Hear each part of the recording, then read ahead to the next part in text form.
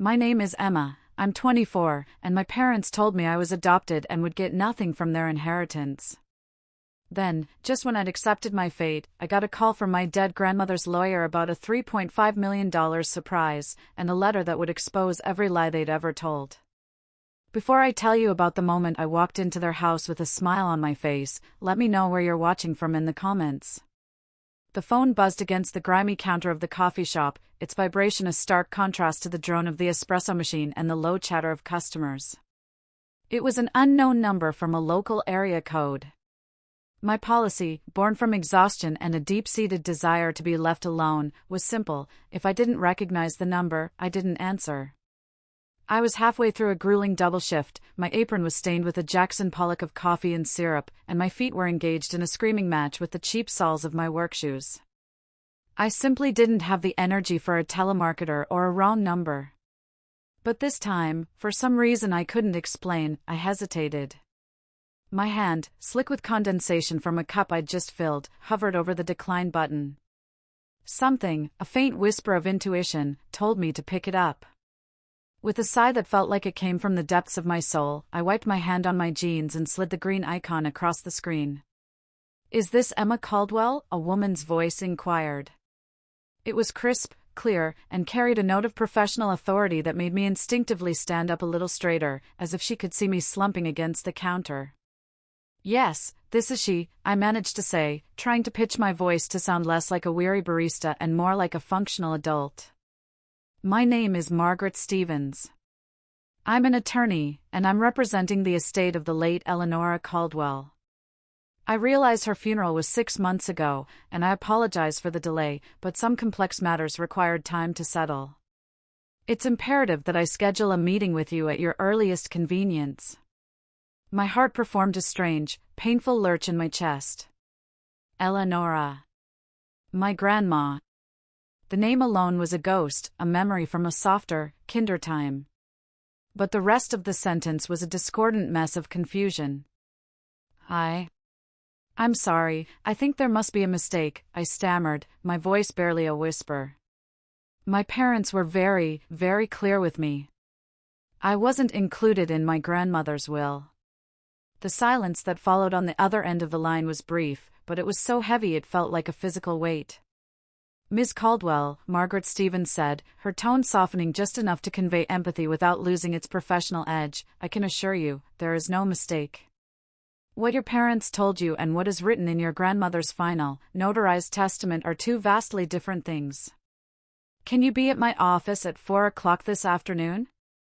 I glanced at the clock on the wall, its red digital numbers mocking me. My shift didn't end until 6. I was supposed to be wiping down tables and restocking milk. But in that moment, the entire world seemed to have tilted on its axis, and the coffee shop felt like a cage. "Yes," I heard myself say, the word escaping before I had a chance to second-guess it. "I'll be there." The drive to the downtown law office was a journey through a minefield of memories. My beat-up 2008 Civic, with its check engine light a permanent feature of the dashboard, sputtered along as my mind spun. I was suddenly 10 years old again, at my half-sister Olivia's birthday party. The house was a kaleidoscope of pink balloons and shrieking children. I remember wanting so badly to join the game of musical chairs. But Patricia, the woman I was forced to call Mom, intercepted me as I made a move for the living room. She put a hand on my shoulder, her nails digging in just slightly. "Emma, honey, the dishes aren't going to wash themselves," she'd said with a smile that never reached her cold eyes. "Your place is helping out in the kitchen." I'd risked a glance at my father, Richard, who was standing by the fireplace. He saw my pleading look, I know he did. He just took a long sip of his beer and turned to talk to another parent, his back a wall of indifference. He was a champion of avoidance. The memory dissolved, replaced by another, sharper one. The last time I saw Grandma Eleanora, 6 years ago, just before the move that tore my world apart. She had hugged me on her front porch, a hug so fierce it felt like she was trying to pour all her love into me at once. Her signature lavender scent was a cloud of comfort. Don't you ever let them make you feel small, my girl, she whispered into my hair, her voice thick with an emotion I didn't understand at the time. You are precious, and don't you forget it. A week later, Patricia and Richard sat me down and announced we were moving 3 states away. It was a great career opportunity for Dad, a huge promotion, they'd said. I knew, even then, that it was a lie. It was an excuse to sever the last thread connecting me to the only person who looked at me like I mattered. My life since then had been a testament to their success. I was a ghost in my own family, a footnote in their story. Now, I was a ghost in my own life, haunting the linoleum floors of a coffee shop, working double shifts to scrape together enough money for my community college tuition. My salary was a joke, barely covering rent on my shoebox apartment and the gas for my dying car. There was no college fund waiting for me, no safety net. Just the bone-deep knowledge of what they had drilled into me, year after year: you are not one of us. You are adopted. You are lucky to have a roof over your head. When we die, you get nothing. Margaret Stevens's office was like stepping into another dimension. The air smelled of old books and success. Darkwood bookcases lined the walls, and the chair she offered me was made of soft, supple leather that probably cost more than my car. She didn't look at my worn-out jeans or my faded t-shirt with disdain. She looked at me with kindness. Thank you for coming on such short notice, Emma, she said, folding her hands on the vast, polished mahogany desk. I'll get straight to the point, as I'm sure you're anxious. Your grandmother was a very methodical and determined woman. She left behind a will that is, in no uncertain terms, ironclad. She slid a thick document bound in a blue cover across the desk. My eyes struggled to make sense of the dense legal text, but then they caught on a few key phrases and numbers, and the air physically left my lungs. To be precise, Margaret continued, her voice a calm anchor in my swirling confusion, your grandmother, Eleanor Caldwell, has left you the entirety of her residual estate. That includes her home on Oakhaven Road, all stocks and investment accounts held in her name, and a liquid inheritance of $3,542,000. I just stared at her, my mouth slightly agape. The words were English, but they didn't make sense.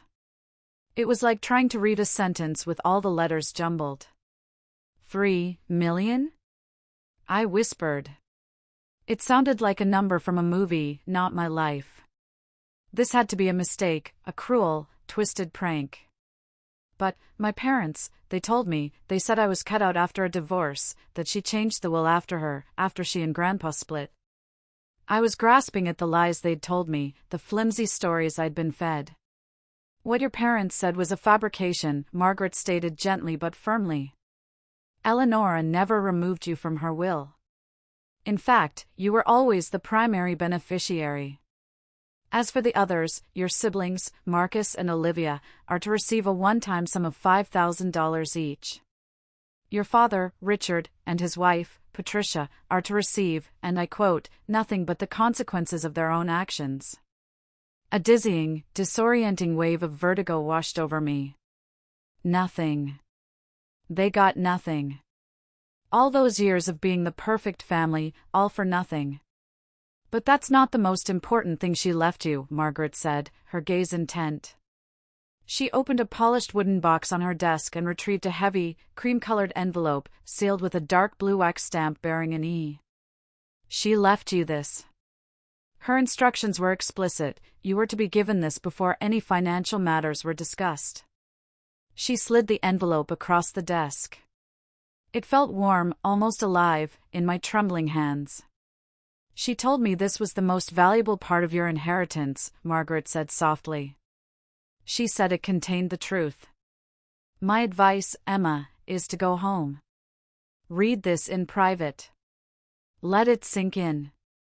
And then, when you're ready, you can call me, and we will decide how you want to proceed. The drive home was a blur. I don't remember the traffic or the route. I just remember the weight of the envelope on the passenger seat beside me. Back in my tiny, cluttered apartment, I dropped my keys on the counter and sank onto my lumpy, second-hand couch. The envelope felt like a brick in my hands. This was it. The key to everything. The answer to the question that had haunted my entire life, why? With a deep, shuddering breath, I broke the wax seal. Inside, there were several pages of thick, expensive paper, covered in my grandmother's elegant, looping handwriting. My dearest Emma, the letter began. If you are reading this, it means I am gone, and it means that after all these years, the lies can finally come to an end. There is so much I have wanted to tell you, so much you deserve to know. Let me start with the most important truth of all: you are not adopted. I had to read the line 3, 4, 5 times. My brain simply couldn't process it. It was like trying to convince myself the sky was green. You are my granddaughter by blood and bone. You are the biological daughter of my son, Richard, and his first wife, a woman named Jennifer. Your real mother. Jennifer. A name I had never heard, a person I never knew existed. A ghost. She was the great love of your father's life, a brilliant, funny, vibrant woman who painted and loved to dance in the rain. She adored you more than life itself. She died in a horrific car accident when you were just 2 years old. Your father was shattered, a hollowed-out version of the man he once was. And then, 6 months later, still lost in his grief, he met Patricia. From the very beginning, Patricia saw you not as a grieving child to be loved, but as a constant, breathing reminder of the woman who came before her. You were an obstacle to her perfect family. When she and your father married, she told him she wanted a completely fresh start. And that meant getting rid of you. She wanted to give you up for adoption, to send you away to strangers. A hot, rancid bile rose in my throat. I felt sick. I fought her, Emma. I swear to you, I fought like a lioness.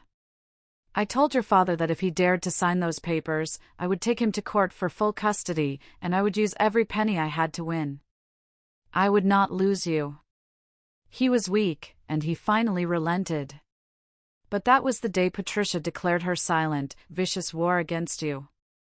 She spent the next 20 years poisoning your father's mind, convincing him to treat you as less than, to push you to the absolute margins of the family, to build a wall between you and me, brick by painful brick.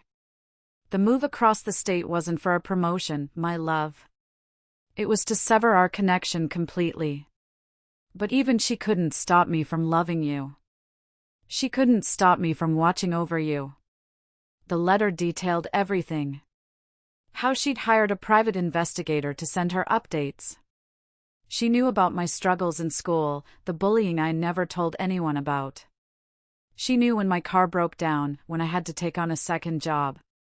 She knew Patricia and Richard had intercepted a college fund she had tried to set up for me years ago, claiming they would manage it before spending it on a family vacation to Hawaii, a vacation I wasn't invited on. Every sentence was a new layer of betrayal, but also a strange, painful validation. I hadn't been imagining it. I wasn't crazy. Someone had seen. Someone had known. I finally fell into a fitful sleep on the couch, the letter clutched to my chest, my face stiff with dried tears. It was a sleep haunted by phantoms, the smiling face of a mother I'd never met, the fierce love of a grandmother who fought for me from beyond the grave, and the hollowed-out faces of the two people who had built my life on a foundation of lies. I woke up to the gray, unforgiving light of dawn filtering through my cheap blinds. The storm of grief and shock from the night before had passed. In its place was a cold, hard calm. The kind of calm that comes after a forest fire has burned everything to the ground, leaving behind nothing but stark, clear truth. I was no longer a victim of circumstance. I was the survivor of a deliberate attack. I picked up my phone, my hand steady, and dialed Margaret Stevens. "I've read the letter," I said, my voice devoid of the hesitation it held yesterday. "How are you holding up?" she asked, her voice laced with genuine concern. "I'm ready," I said. "Tell me what's next." "There's one more piece to this puzzle your grandmother left," Margaret said. "She was not just a loving woman, Emma. She was a brilliant strategist. She knew your parents believed they would inherit everything. And she knew they were, let's say, financially reckless." "What do you mean?" I asked, though a cold suspicion was already forming in my gut. For the past 6 months, since her funeral, my investigator has been documenting their expenditures. They started spending the moment they thought the coast was clear. They bought a brand new luxury SUV for $75,000. They paid for a complete gourmet kitchen remodel, another $50,000. They even bought your brother Marcus that new speedboat he wanted for his birthday, a tidy $35,000. A sound escaped my throat, something between a bitter laugh and a sob. I was eating instant noodles so I could afford my history textbook, and they were buying a boat. Your grandmother knew, Margaret confirmed, her voice dropping with what sounded like profound admiration. She wanted them to spend. She wanted them to live high on the hog, to rack up credit card debt, to believe they were untouchable. She let them dig their own financial graves. This inheritance isn't just a gift to you, Emma. It's a perfectly executed punishment for them. The will is ironclad. They have absolutely no legal recourse. A slow, cold smile spread across my face. It wasn't a happy smile. It was the smile of a person who has just been handed a perfectly weighted sword after a lifetime of being told they weren't even allowed to own a shield. I want to go see them, I said, my voice level. I want you to come with me. When? Margaret asked. Now, I replied. I'm not going there to fight. I'm going there to end it. When we pulled up to the house in Margaret's quiet, expensive sedan, the new $75,000 SUV was gleaming in the driveway like a trophy.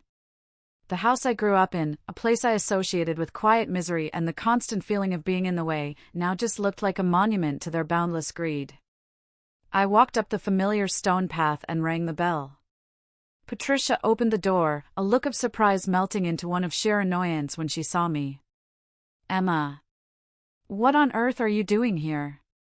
Her eyes darted to Margaret, standing silently beside me. And who's this?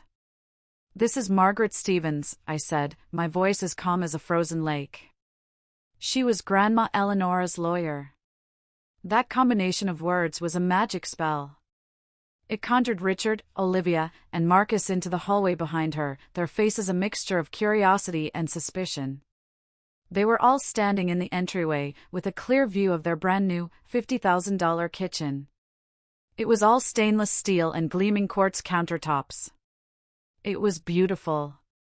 And it made my blood run ice-cold. We need to have a conversation, I said, stepping past Patricia into the foyer without waiting for an invitation. Margaret followed, her briefcase a symbol of the power we now held. We stood there in the gleaming new kitchen, a tableau of a family about to be fractured. The air was thick with unspoken questions. What is this about? Patricia finally demanded, crossing her arms in her signature defensive pose. If you've come begging for money, you can turn right around and leave.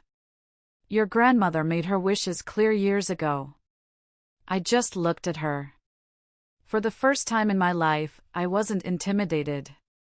I saw past the carefully constructed facade of the suburban matriarch and saw a small, deeply insecure woman, terrified of losing her grip. Actually, Margaret said, her voice cutting through the tension, we're here to discuss Eleanora's final will and testament. Richard let out a short, dismissive scoff. We've been through this. It's all taken care of. Is it? Margaret asked, raising a perfectly sculpted eyebrow. She opened her briefcase and produced the blue-bound document. Because according to this final, legally binding will, the entirety of Eleanora Caldwell's estate, her home, her investments, and the $3.5 million in her accounts, is to go to her granddaughter, Emma Caldwell. The silence that descended on the room was absolute. It was so profound you could hear the hum of the new refrigerator. It was the sound of a world breaking. Patricia was the first to snap. A harsh, ugly, disbelieving laugh tore from her throat. That's preposterous. She's adopted. She's not even a real Caldwell. This is a joke. We'll contest this. We'll drag you and this little nobody through court for years. I would strongly advise against that, Margaret said, her voice turning to ice. The will is ironclad. It was signed in the presence of 3 independent witnesses, all of whom have provided sworn affidavits as to Eleonora's sound state of mind. Furthermore, she left behind years of documentation, journals, and a personal letter explicitly detailing her reasoning. Any attempt to contest it would be frivolous, and frankly, financially ruinous for you. Richard, pale and trembling, finally found his voice. It was weak, pathetic. But, she's adopted, he repeated, looking at me, his eyes pleading for me to uphold the lie that had defined my life. I took a single step forward, and the gravitational center of the room shifted to me. I looked directly at the man I had called father for 24 years, the man who had stood by and watched my spirit be crushed day after day. My voice, when it came, was not the voice of a scared little girl. It was the voice of a woman who had nothing left to lose. No, I said, my words clear and sharp as breaking glass. I'm not. I'm Jennifer's daughter. I said her name. The name of the ghost they had tried to bury. The name of my real mother. The effect was devastating.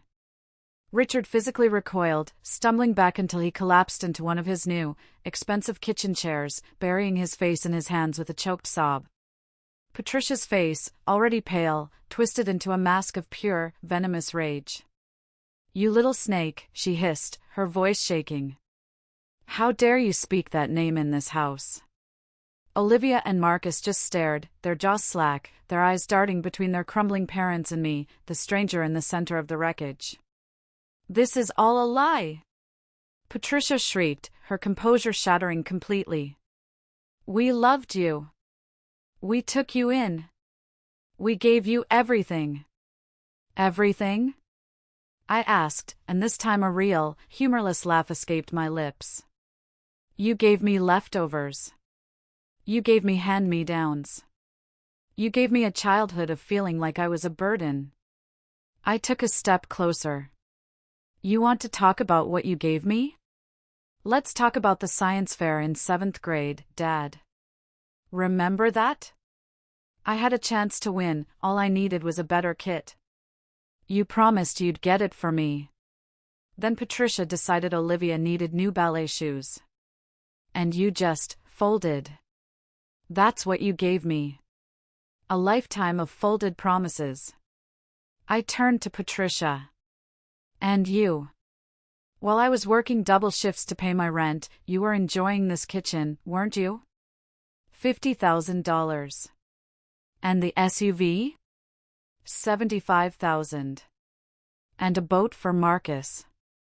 A boat! Did you ever once stop and think about the girl you claimed to have taken in? The chaos reached its peak. But then, through the noise, Olivia, the pampered golden child, ran to me, her face a mess of tears and confusion. Emma, please, she begged, grabbing my arm, her grip surprisingly strong. You can't do this to us. We're family. You have to share the money. We'll be ruined. Dad will lose his job. I looked down at her hand on my arm, then back up at her face. I saw not a sister, but a stranger who had stood by and watched me suffer. I gently, deliberately, pulled my arm free. I wasn't angry anymore. I was just done. The part of me that had craved their acceptance for so long had finally died. Family? I repeated, my voice quiet, but it cut through the room like a razor. Show me, Olivia. Show me one picture on these walls where I'm standing with you. Show me one memory from a vacation I was on. You never wanted me to be your family. I looked at each of them one last time, at Patricia's sputtering rage, Richard's pathetic, sobbing form, and the stunned faces of my half-siblings. I spent my entire life trying to fit into a family that had no room for me. I don't need to anymore. Then, I turned my back on the wreckage, and with Margaret at my side, I walked out the front door and never looked back. The following months were a strange, surreal landscape of healing and reinvention. I moved into my grandmother's beautiful, quiet house. At first, it felt too big, too empty. I felt like an imposter rattling around in someone else's life. But slowly, it began to feel like home. One rainy Saturday, I ventured into the attic. In a dust-shrouded corner, I found it, a large, cedar-lined oak chest. With a creak of old hinges, I opened it. It was a time capsule. It was my mother's. Inside, I found photos of me as a baby, being held and kissed by a woman with my eyes and a radiant smile, Jennifer. I found a lock of my baby hair, tied with a blue ribbon. I found a small, worn teddy bear that sparked a flicker of a memory so faint it was like smoke. And underneath it all, I found them, dozens of birthday cards and Christmas presents, all addressed to me in my grandmother's hand, all marked with the cold, red stamp, "Return to sender." They had denied me even that. I sat on the dusty floorboards of the attic, surrounded by the ghosts of a love I'd never known, and I cried. Not tears of sadness, but tears of release. I enrolled in a business program at the state university. I was determined to be a worthy steward of the gift my grandmother had given me. I wanted to build something. The inevitable call came on a Tuesday morning. It was my father. He sounded like a different person, old, tired, defeated. He stumbled through an explanation about credit card debt, about the bank threatening foreclosure on the house. He asked, his voice cracking, if I could help them. Just a loan. I listened silently until he was finished. I took a deep breath, the silence stretching between us. "I'm sorry to hear that you're in that position," I said, my voice polite, but as distant as a star. "My lawyer can provide you with the contact information for several reputable financial counseling services. I suggest you call them." I hung up before he could reply. Patricia took a different approach. She started sending glossy Christmas cards, filled with saccharine, pre-printed messages about the power of forgiveness and the unbreakable bonds of family. I tossed them into the recycling bin, unopened. My real inheritance, I came to realize, wasn't the money. It was the truth. The truth that I wasn't unwanted. I wasn't unloved.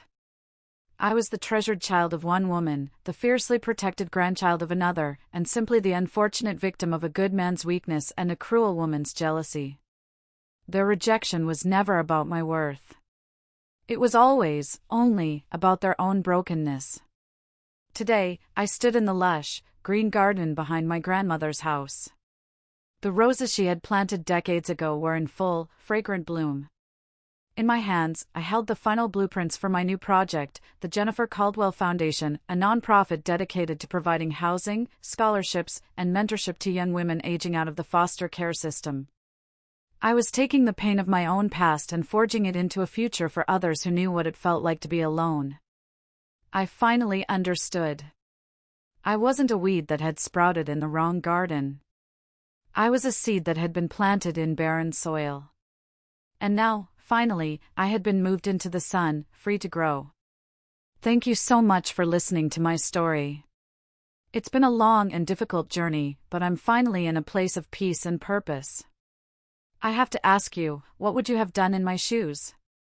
Let me know your thoughts in the comments below. And if this story resonated with you, please hit that like button and consider subscribing for more stories. It really helps the channel out. Thank you again.